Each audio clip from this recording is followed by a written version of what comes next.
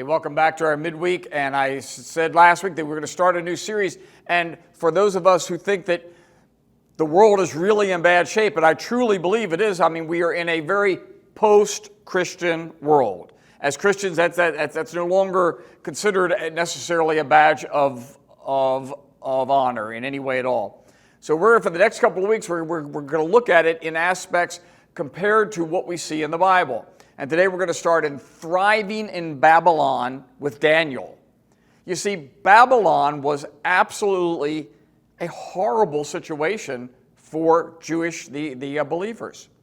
Nebuchadnezzar was an evil, vicious king. Daniel was trained in working for the king and being in the king, and he gets called in. And Daniel, being a good Jew, followed all the Jewish laws, including his dietary laws. But Nebuchadnezzar wanted him and to then change his diet, figured he'd be stronger, he could do more work. And Daniel says, no. He said, I tell you what, let's test this. You see, and my point is this. Daniel got him to test it and showed to him by trusting in the Lord in this awful condition, which I believe that we are in this world today, that we can, like Daniel, thrive and not just survive in these struggles. You see, if we could rate today's the society compared to what it was for 50 years ago, we'd probably all say it's a lot worse. Are they getting better?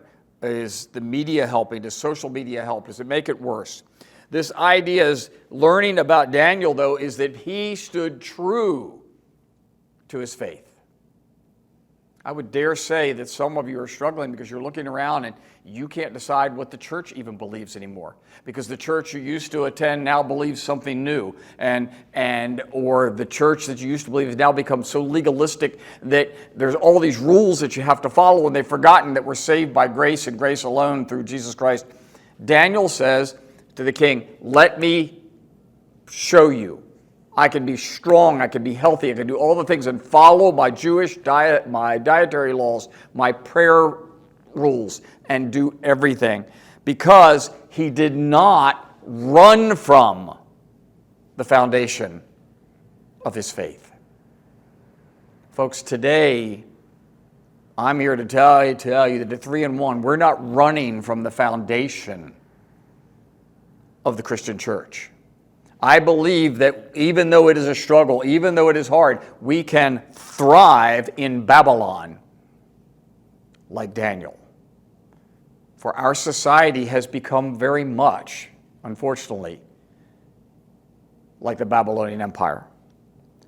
Our exploration of the Bible is in Jeremiah 29:11.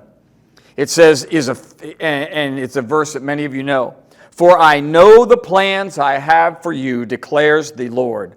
Plans to prosper you and not to harm you. Plans to give you hope for the future.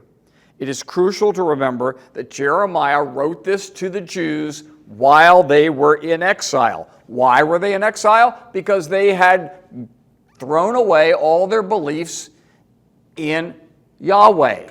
They were following whatever little the God from here, God from there, a little bit of that, much like we are today, and then they end up in a Babylonian exile, which is horrific. But people like Daniel, who stuck true to their faith, I'm telling you, you stick true, you come to know Jesus in this difficult time.